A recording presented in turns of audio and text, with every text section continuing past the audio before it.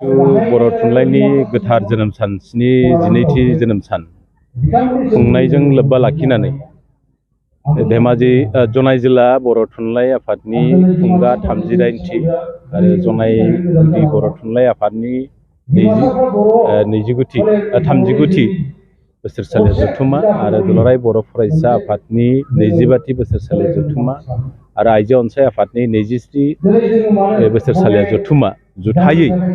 बेयाव मोनसे मेल खुंदों आरो दिनै गेवलांमेल बे गेवलां मेलाव आंखौ मेलनि बेखेवगिरि महरै लिंहरनायखाय बानजायगिरि बिथांमोननि साफ्रोमनिसिमबो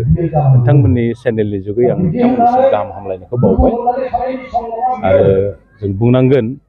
जिहेतु बर' थुनलाइ आफादा जोनोमनिफ्रायनो बर' राव फेहेरनाय आरो फोसावनायाव गोबां खामानि मावबोदों आरो जों बुंबोबाय थादों जे बर'फोरनि गेजेराव माहारियारि बाद जिथु जातीयताबाद होनना बुङो बेखौ जोंनि समाज फोसाबगिरि धोरोमगुरु गुरुदेव कालिचरण ब्रह्मनि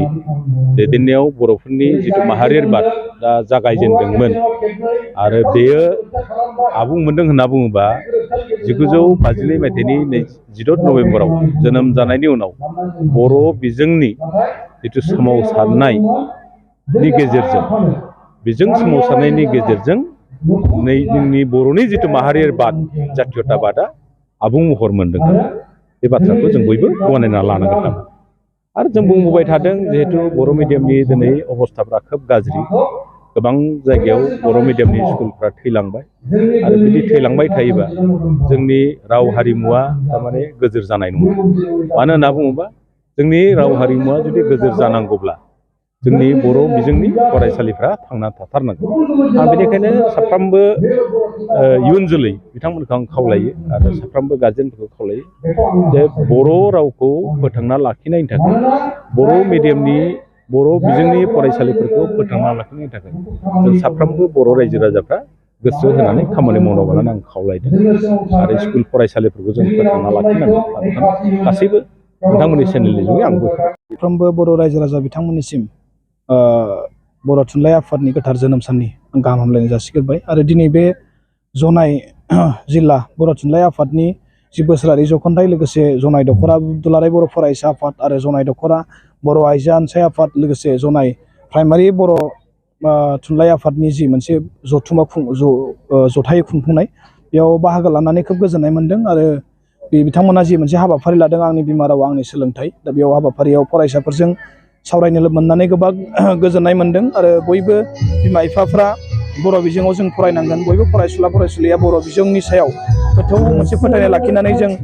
फरायनांगोन दा दिनैनि समाव जोङो बर' हारिया थांनानै थानांगौबा बिजोङा थांना थानांगोन रावा थांना थानांगोन अब्लासो जों बर' हारि हिसाबै थांना थागोन गाननाय जोमनाय हारिमु आरो गासैबो बे सोमोन्दोआ बर' बिजोंजों दङ बेखायनो बर' बिजोङा थांनानै थायोब्लासो जोंनि बर' हारिया थांनानै थागोन बेखायनो आं साफ्रोमबो बर' रायजो राजा बिथांमोनखौ खावलायगोन बर' बिजोङाव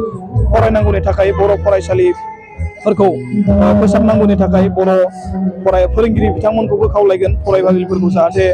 जोङो जोथोनै लाखिनो थाखाय आरो दुलाराय बर' फरायसा आफाद बर' थुनलाइ आफाद जों बर' रावनि बा बर'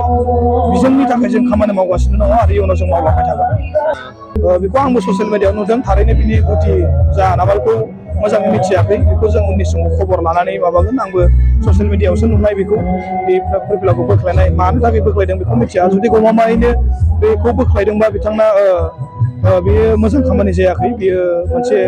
सोंखारि जाथाव जागोन नाथाय बेखौ आं दायो बुंनो हाया गुदि बा बेयाव मा दङ बेखौ मोजाङै खबर लानायनि उनाव जों बुंनो हागोन बेखौ जोङो बिटिसिनि गाहाय मावफुं सोद्रोमा बिथांजों सावरायबाय थादों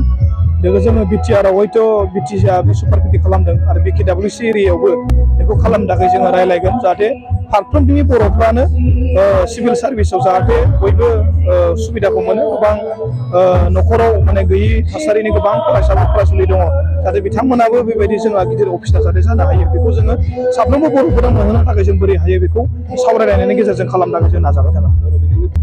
जोङो सरकारजों बर' बिजोंनि सायाव जों सावरायगासिनो दङ दा बेयाव बिटिआरनि 6.3 क्लस बायदियै बिटिआर एकर्डनि बेयाव बर' बिजोंनि फरायसालिफ्रा भेन्सारा सरकारि जानांगौमोन नाथाय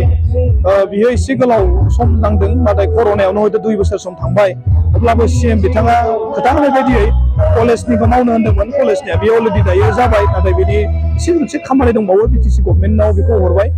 दायो हाई स्कुल आरो हायार सेकेन्डारि बेयो जासिगोन बे जोंनाव अलरेडि बुंखाबाय बिनि लिस्टआबो जोंनाव दङ बे गभर्नमेन्टजों जों सावरायनायनि गेजेरजों गभर्नमेन्टआ मा खालामो बिसोर बबेखौ लाङो बिथांमोना बे राहाखौ बिथांमोना लागासिनो दङ दा बिनि उनाव एलिमेन्टारि एक्सन बे एलिमेन्टारि एलपि आरो एमइ बेयो बे लास्ट पर्यायाव